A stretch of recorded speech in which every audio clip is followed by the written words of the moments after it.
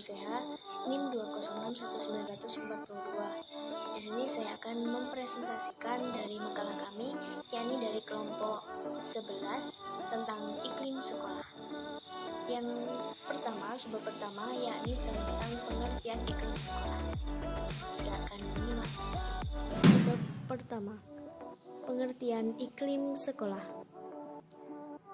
Iklim sekolah ini diartikan sebagai sebuah produk akhir dari suatu interaksi antar kelompok peserta didik di sekolah, guru-guru, dan para pegawai tata usaha yang bekerja untuk mencapai keseimbangan antara dimensi organisasi atau sekolah dan dimensi individu. Iklim sekolah ini didasarkan pada pola pengalaman orang-orang dalam kehidupan sekolah dan merefleksikan norma-norma, tujuan, nilai-nilai, hubungan interpersonal, praktik-praktik pembelajaran, dan struktur organisasi. Kemudian iklim sekolah ini juga diartikan sebagai karakteristik yang ada dari suatu sekolah tertentu yang membedakan suatu sekolah dari sekolah yang lain, yang mempengaruhi tingkah laku guru dan peserta didik, serta merupakan perasaan psikologis yang dimiliki guru dan peserta didik di sekolah tertentu. Nah, iklim sekolah ini merupakan suatu hal yang penting di dalam mewujudkan sekolah sebagai lembaga belajar yang efektif dan efisien.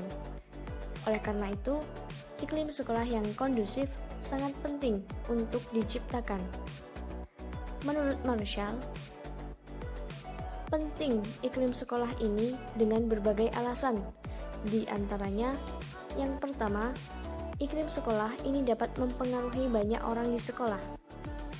2. Iklim sekolah ini, terutama yang ada di perkotaan, ini berisiko pada lingkungan yang positif, mendukung budaya sadar.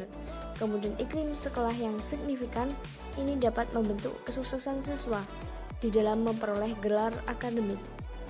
Yang ketiga, hubungan interpersonal yang positif dan kesempatan belajar yang optimal bagi siswa di semua lingkungan demografis ini dapat meningkatkan prestasi dan mengurangi perilaku maladaptif. 4. Iklim sekolah yang positif ini berkaitan dengan peningkatan kepuasan kerja bagi personil sekolah. Yang kelima, iklim sekolah dapat memainkan peran penting di dalam menyediakan suasana sekolah yang sehat dan positif. 6. Interaksi di berbagai sekolah dan faktor iklim kelas dapat memberikan dukungan yang memungkinkan semua anggota komunitas sekolah untuk mengajar secara optimal. Dan yang terakhir, iklim sekolah ini termasuk kepercayaan, menghormati, saling mengerti kewajiban, dan perhatian untuk kesejahteraan lainnya. Memiliki pengaruh yang kuat terhadap pendidik dan peserta didik, hubungan antara peserta didik dan serta prestasi akademis dan kemajuan sekolah secara keseluruhan. Nah, dengan adanya iklim sekolah yang sehat, ini memungkinkan setiap peserta didik untuk belajar secara lebih baik, sehingga akan berprestasi. Kemudian sekolah itu juga merupakan suatu sistem kerja, yang mana di dalamnya memiliki kegiatan kerjasama dan tata nilai yang membentuk suatu kondisi atau sering disebut iklim sekolah. Dari beberapa pendapat atau beberapa pengertian tersebut, bisa disimpulkan bahwasanya pengertian dari iklim sekolah ini yakni suatu situasi atau suasana yang muncul karena adanya sebuah hubungan antara kepala sekolah dengan guru, guru dengan guru, guru dengan peserta didik, ataupun hubungan antara peserta didik yang menjadi ciri khas sekolah yang ikut mempengaruhi proses belajar mengajar di sekolah. Assalamualaikum warahmatullahi wabarakatuh. Perkenalkan, nama saya Sri Wahyuni, NIM 071 dari kelas MPIB. Di sini saya sebagai pemateri kedua dari kelompok 10 akan menjelaskan mengenai tahap-tahap perbaikan iklim sekolah. Nah, di sini melanjutkan dari pemateri pertama, yaitu poin kedua, itu tahap-tahap perbaikan iklim sekolah. Nah, iklim sekolah itu merupakan suatu kualitas atau karakteristik yang dibangun oleh pengalaman warga sekolah dan berpengaruh terhadap perkembangan kognitif, sosial, dan psikologi. Nah, iklim sekolah sendiri memiliki beberapa tahap dalam perbaikannya. Yang pertama yaitu menumbuhkan komitmen untuk mandiri. Komitmen untuk mandiri perlu dibangun tidak hanya pada diri kepala sekolah dan jajaran manajemen sekolah, tetapi juga setiap individu warga sekolah. Nah, komitmen mandiri dibangun dengan menghilangkan setting pemikiran dan budaya birokrasi serta mengubahnya menjadi pemikiran dan budaya aktif, kreatif, dan inovatif. Nah, kemudian yang kedua yaitu mengutamakan kepuasan pelanggan. Maksudnya di sini yaitu orang-orang yang terlibat dalam lembaga pendidikan. Nah, artinya semua input dan proses dikerahkan di sekolah tertuju untuk meningkatkan kepuasan peserta didik yang berfokus pada peningkatan mutu secara berkelanjutan. Kemudian yang ketiga yaitu menumbuhkan sikap responsif dan antisipatif terhadap kebutuhan. Nah, responsif dan antisipatif itu merupakan sikap sebuah sekolah yang otonom dan tidak terpasang pada banyak aturan birokrasi yang menghambat kreativitasnya. Nah, kemudian yang keempat yaitu menciptakan lingkungan sekolah yang aman dan tertib. Lingkungan atau iklim belajar yang aman dan tertib itu tidak selalu identik dengan keberadaan dan kondisi fisik sekolah beserta fasilitasnya ya, tetapi lebih mengacu kepada tata hubungan sosial dan psikologis yang harmoni dalam lingkungan sekolah itu sendiri. Kemudian yang kelima yaitu menumbuhkan budaya mutu di lingkungan sekolah. Nah, budaya mutu itu merupakan sikap yang harus tertanam dalam sanubari semua warga sekolah. Nah, sehingga setiap perilaku didasari profesionalisme. Karena itu harus ada sistem mutu yang baku sebagai acuan perbaikan tersebut. Kemudian poin yang keenam yaitu menumbuhkan harapan prestasi tinggi.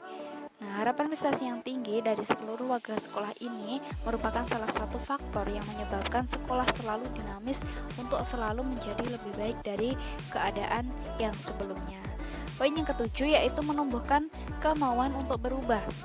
Sekolah harus menyiapkan diri untuk selalu berubah secara sistematis ke arah peningkatan mutu dari seluruh aspek kehidupan sekolah. Jadi selalu menemukan kemauan untuk berubah menjadi yang lebih baik. Seperti itu. Nah, kemudian yang poin 8 itu mengembangkan komunikasi yang baik. Nah, sekolah yang efektif itu umumnya memiliki komunikasi yang baik ya antar warga sekolah, juga antar sekolah dengan masyarakat. Nah, sehingga kegiatan-kegiatan yang dilakukan setiap warga sekolah itu nanti dapat diketahui dan dipantau kemajuan dan perkembangannya. Kemudian yang kesembilan yaitu mewujudkan teamwork yang kompak, cerdas, dan dinamis. Nah, output pendidikan merupakan hasil kolektif warga sekolah ya, bukan hasil individu. Nah, maka dari itu budaya kolaboratif antara fungsi dan antar individu dalam sekolah itu harus menjadi kebiasaan hidup sehari-hari warga sekolah. Poin yang ke-10 yaitu melaksanakan keterbukaan atau transparansi manajemen. Nah, transparansi itu tidak semata-mata menyangkut persoalan keuangan, tetapi juga menyangkut aspek-aspek lain seperti pengambilan keputusan, perencanaan, dan pelaksanaan kegiatan. Nah, poin yang ke-11 yaitu menetapkan secara jelas serta mewujudkan visi dan misi sekolah. Sekolah harus menyatakan dengan jelas tentang keseluruhan visi, misi, kebijakan, tujuan, dan sasaran sekolah tersebut. Nah, hal itu menjadi komitmen bersama semua warga sekolah yang tercermin dalam perilaku dan tindakan nyata untuk mewujudkannya. Jadi tujuannya itu jelas. Kemudian yang ke-12 yaitu melaksanakan pengelolaan tenaga kependidikan secara efektif. Nah, pengelolaan tenaga kependidikan mulai dari analisis kebutuhan, itu perencanaan, pengembangan, evaluasi kinerja, hubungan kerja, sampai pada ijazah itu merupakan garapan penting bagi sekolah. Jadi itu sangat-sangat perlu diperhatikan. Kemudian yang ke-13 yaitu meningkatkan partisipasi warga sekolah dan masyarakat ya. Pihak sekolah itu perlu meningkatkan partisipasi warga masyarakat, terutama orang tua peserta didik melalui cara-cara yang demokratis atau dapat diterima oleh kalangan masyarakat. Kemudian yang ke-14 yaitu menetapkan kerangka akuntabilitas yang kuat. Ini merupakan tahap terakhir ya, yaitu akuntabilitas nyata yang diperlukan adalah kinerja sekolah dan prestasi peserta didik yang baik. Nah, bentuk formal akuntabilitas ini adalah laporan prestasi yang dicapai dan dilaporkan kepada pemerintah, orang tua, peserta didik, dan masyarakat.